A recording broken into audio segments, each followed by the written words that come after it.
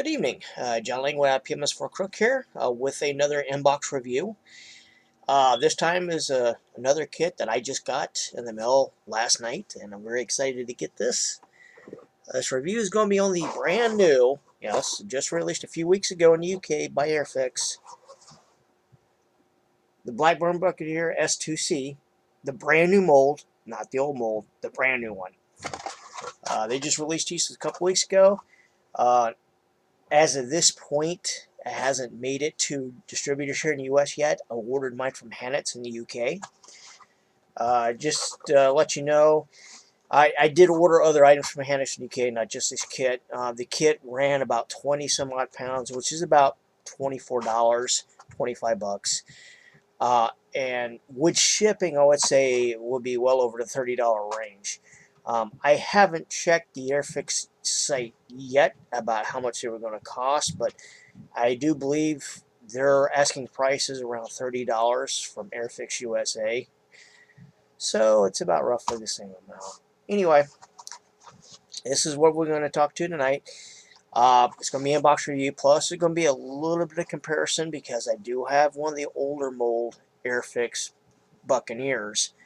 The last boxing of the original mold that came out about 8 or 9 years ago, right after Airfix was bought out by Hornby and reestablished making model kits. One disclaimer here, this kit's mine. I've looked all the parts on it, so it's mine. Now, I thought about pissing on the corners of the box like a cat, but my wife would probably have me committed for doing that, so I just settled with licking all the parts. So, if you want your kit, go get it yourself. Alright, disclaimer over with. Anyway, history about the aircraft. The Buccaneer first entered service about roughly 1962 with the Royal Navy. It served with the Royal Navy until 1978 when the last unit was disestablished after the decommissioning of the Royal Navy's last true aircraft carrier, the HMS Ark Royal, in 1978. However, the Royal Air Force also began operating the Buccaneer in the late 60s, early 70s, and operated them until 1994. A lot of the Royal Navy planes were folded over to the Royal Air Force. They were modified for RAF use. It saw extensive use in the Gulf War in 1991. There was only one export. Squadron was exported to South Africa back in 1965. Operated with the South African Air Force until 1991. And they did see some combat over Southwest Africa back in the late 70s through the 1980s. Anyway, there are 5 subtypes of this particular aircraft. The S1, which is the original with the original engines, but most of them were upgraded to the S2 version. The S2A and S2B were Royal Air Force versions. The S2B was modified to carry the Martel missile, which could be adapted as either anti-radiation or anti-ship. The S2A was basically, it's just a normal strike version armed with the Matra rocket pods and 500, or let's say 1,000 kilogram bombs. And then the S2C, which this is what this kit is based on, is basically the S2A version for the Royal Navy, which basically, again, Matra rocket pods, 1,000 kilogram bombs. And then the S2D, which was also modified to carry the Martel missile. Later on, when they folded over to the Royal Air Force, some were modified to carry the Sea Eagle anti-ship missile. And then, of course, just before the Gulf War, some were hurriedly modernized to carry laser-guided weapons such as the Pavoy. So anyway, that's the quick history of the Buccaneer. I've already opened the kit, and let's see what's in here real quick. The kit came with, I believe, 6 sprues. Yep, 6 sprues. The first sprue, this is the one with the fuselage, the wings, the tail, and yeah, yep, tail, fuselage, up and lower wing, fuselage, and half the wings. I think probably the upper set. I'm pretty sure you probably won't be able to see this, but in gray panel lines. Not too delicate, but not too deep. So it would be okay for ham-fisted painters like myself, um, but not so delicate to where I'd probably end up covering them and having to, you know, scrape them out afterwards. Also, the main landing wheels are on here. The intakes as well. This is the first one. Here's the second sprue with the other portion of the wings, the intake trunking, the engines or the engine faces here, and the cockpit. Now, the thing with the cockpit there, I'm not sure if you can see that, it's flat, no detail. So, and I noticed on the decals, the cockpit is decal.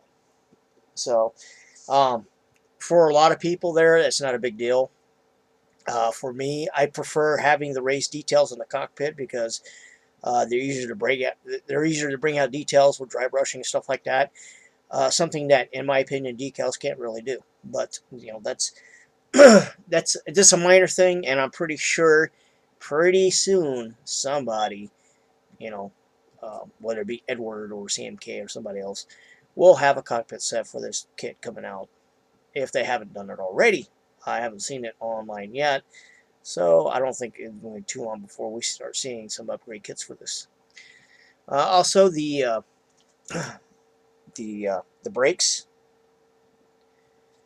and we'll get more into those later because with the brakes, the cool thing about this kit, as compared to the other kits, is the ability to have it with the wings folded.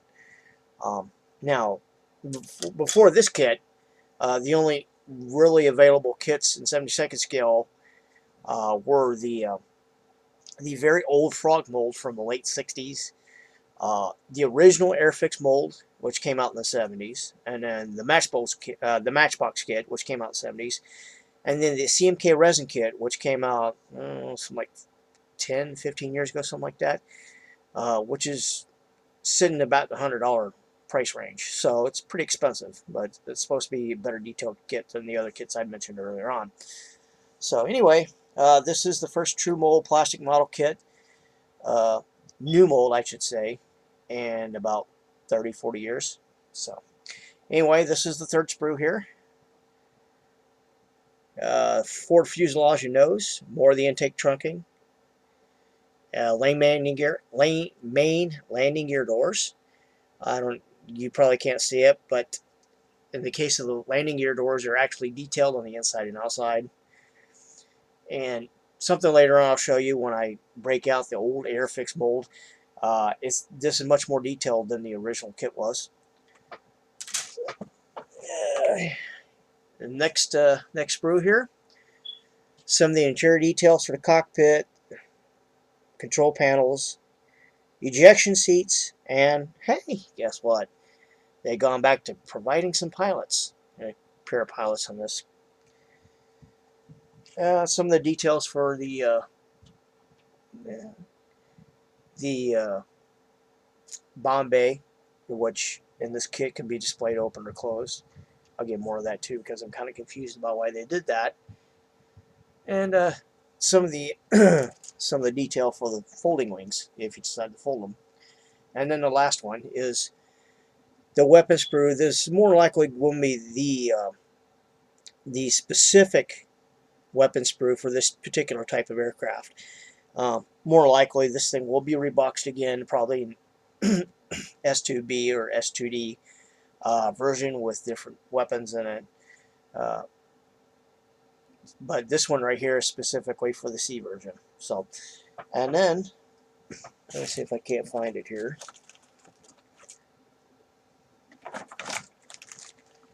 I didn't take these out, so I'm going to keep them in the bag for protection.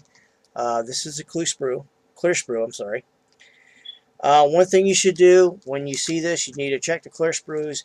I'm hearing people complaining that sometimes the clear sprues are short shot, or they've got some type of uh, mismolding, like it was short shot and then shot again, and it ends up creating kind of like a, I'm not gonna say a crack, but it's kind of like a thing there to where you can actually see it when it's supposed to be clear. It's kind of like a line going through it where it was short shot. Always check these. And also with this here, the wing tips. There's two different types of wing tips, here and here. So, and of course, it's pretty evident that they are going to release a modified version of this kit somewhere down the road pretty soon. All right, here are the decals. All right, two Royal Navy versions. And of course, all the stenciling, and as I stated earlier on, the cockpit decals.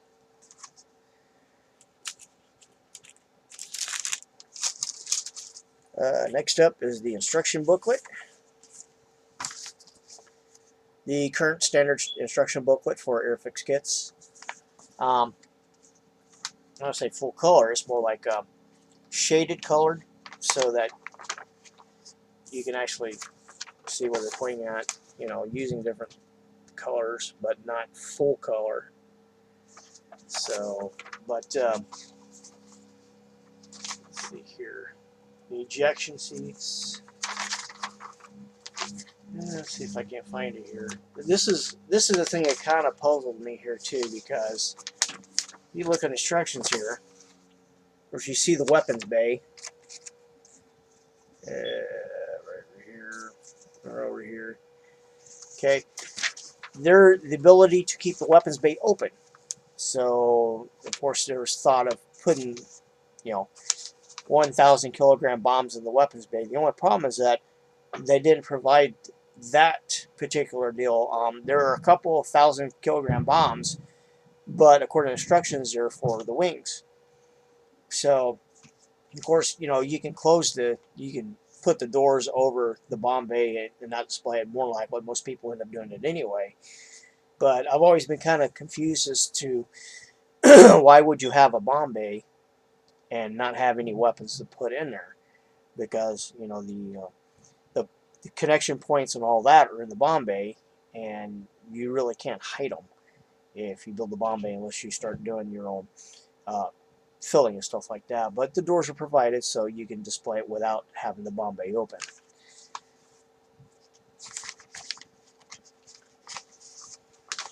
And as I stated earlier, one good thing about this kit that you can't do with the other kits, except maybe the CMK, I'm not sure. I haven't really seen the CMK kit. Too expensive for me. The speed brakes, right here, display them open or closed. You see in instructions there, that's the open version.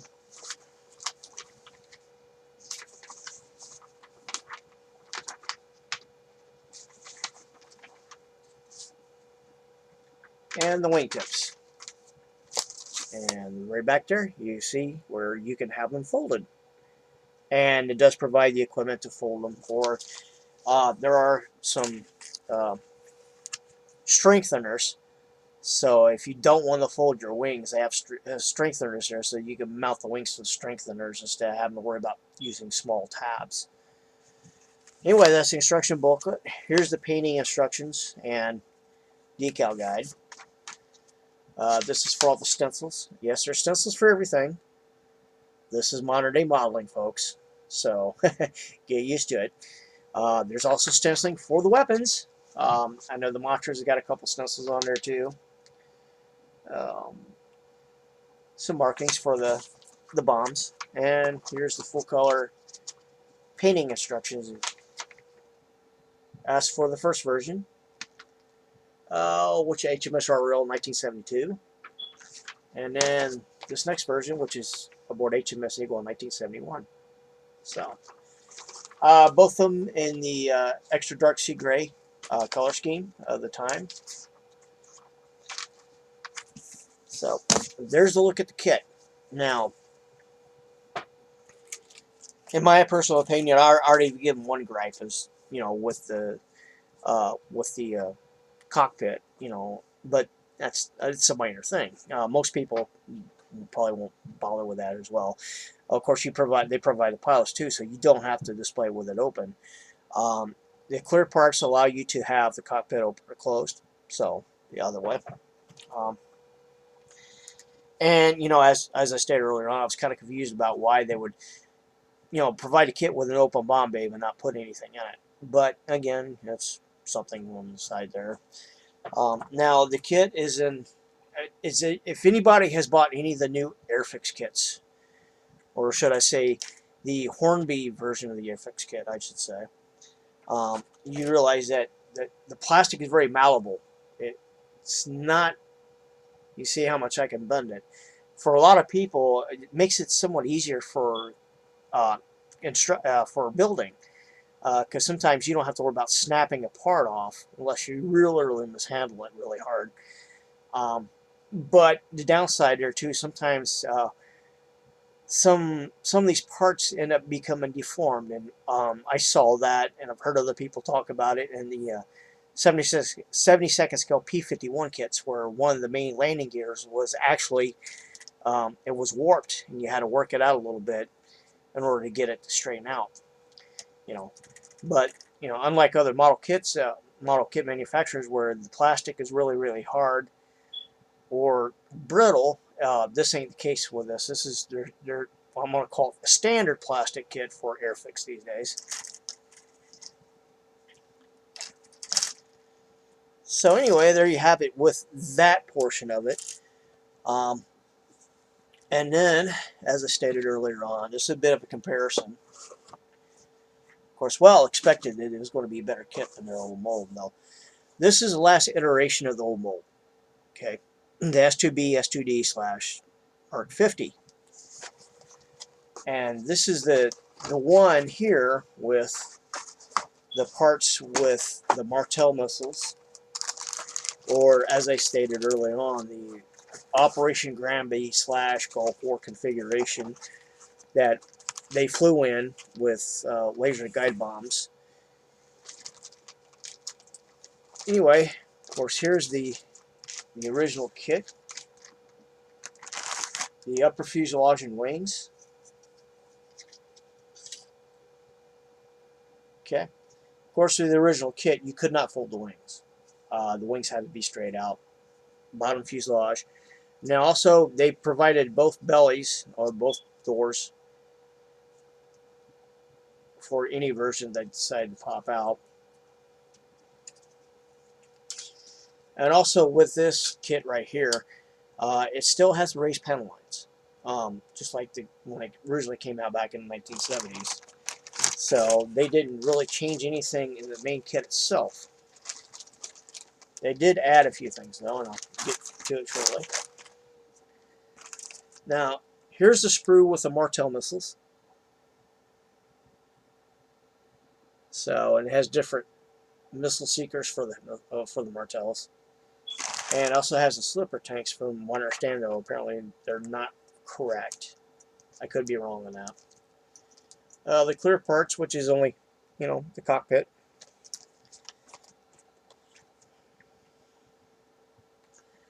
Tail and air brakes. And with the air brakes, though, you can't really open them. They remain closed. Also, the main landing gear. And then they added 2 new sprues. This is the first one here. This would be the one for the S.2C, S.2A version. And that's with the Matra rocket pods. Also, I should say corrected, pylons that are engraved. It has engraved detail. So that's the first sprue. And then the second sprue is what I call the Gulf War fit sprue. And this is it right here. Now it comes with the pay penny. I can't remember what the exact name was.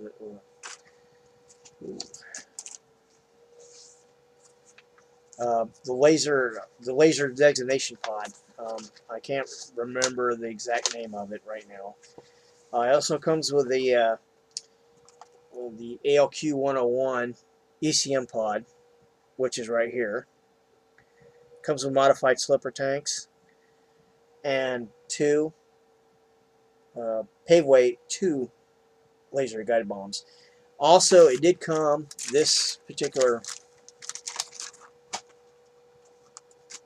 fret also came with aim-9 sidewinder, which decided to go free. Here's the sidewinder right here, and the pylon for the sidewinder is on the other new sprue. So, anyway, quick throw together in comparison. Let's say with the upper fuselage here, of course, as expected, there'd be more parts. So, old fuselage, new fuselage. Be careful, I'll start popping stuff out right here.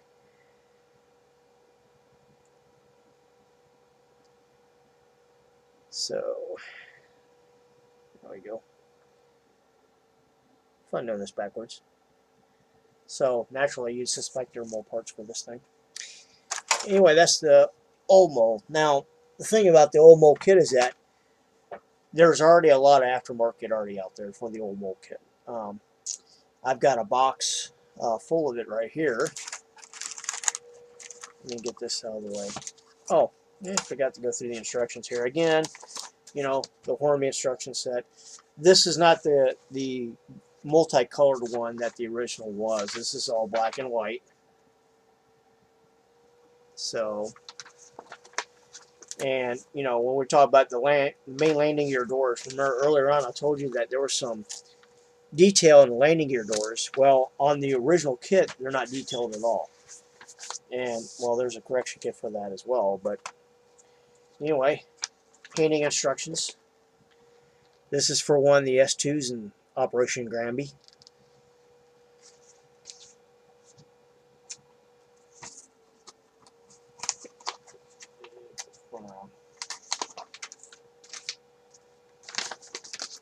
There's the Royal Navy version right there. And then there's the Mark 50 South African version. I'll show you decals shortly. So, this particular kit has 3 different versions, 3 different markings on it. There are the decals. You see the South African, you see the Royal Navy, and of course Operation Granby. And on the bottom there, the stencils for the weapons and for the aircraft itself. And, you know, again, you know, decals for the cockpit. So, again, the cockpit is not detailed at all. At least the new mold kit has a better detailed cockpit, although, again, as I stated earlier on. But anyway, there is a lot of aftermarket for this particular kit, for the old mold kit.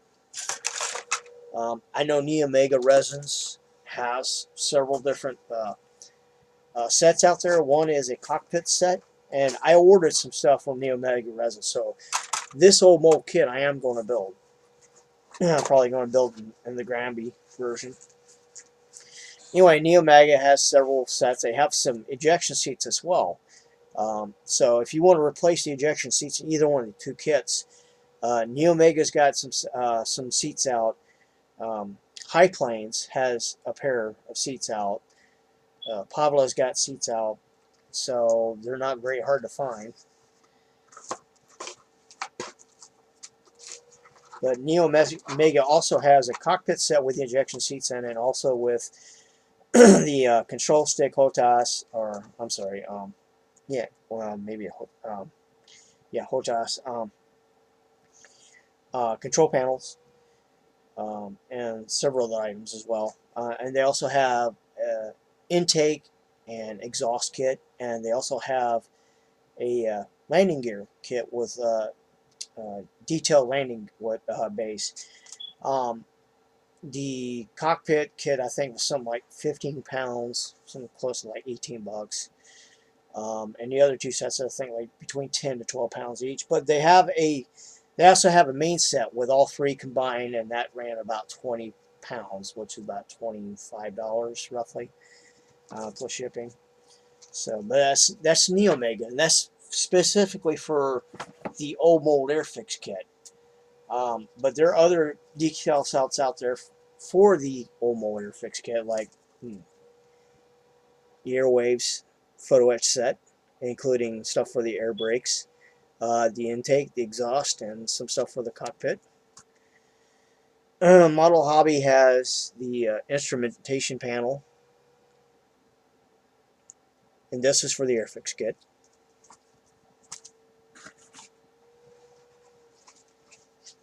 Um, Kit Bits has the tailplanes. Now, it doesn't state. It could be for the Airfix kit, and also probably could be used for the Matchbox and the frog kits as well.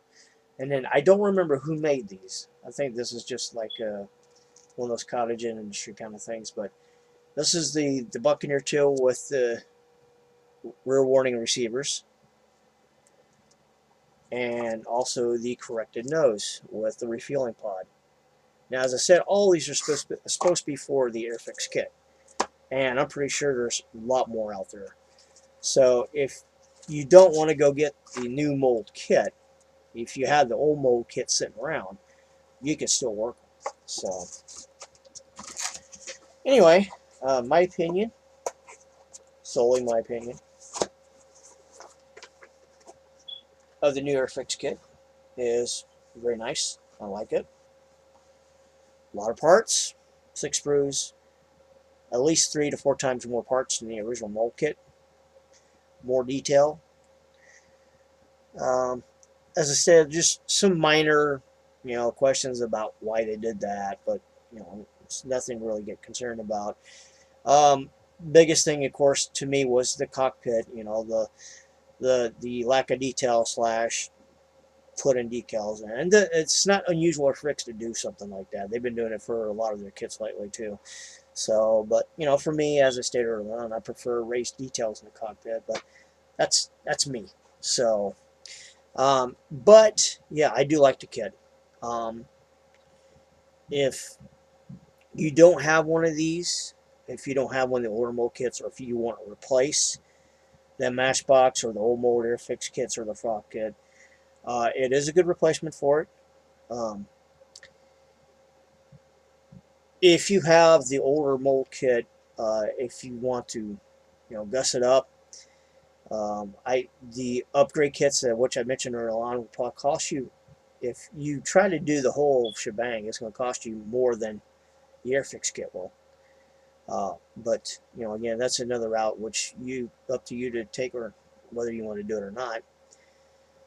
But yeah, it's a good kit. I like it. I will probably get a couple more, maybe down the line, especially when they start re-releasing it and other guises. I'm pretty sure an RAF version slash Operation Granby version will be released. More likely, South African version will be coming in one of these boxes as well, somewhere down the line. So, I would like to thank my bank account for allowing me to buy this. Anyway, if you have any questions, any comments, post them below. I'll get to them as soon as I possibly can. To me, it's a good kit. So yeah, I'd recommend getting it if you want to get an if you want to get a Buccaneer. I would recommend this kit. So anyway, good night. Happy modeling. Yeah, start building something. It's winter, so while all of us are hiding in our holes, we must as well just start building something. So anyway, you have a good night.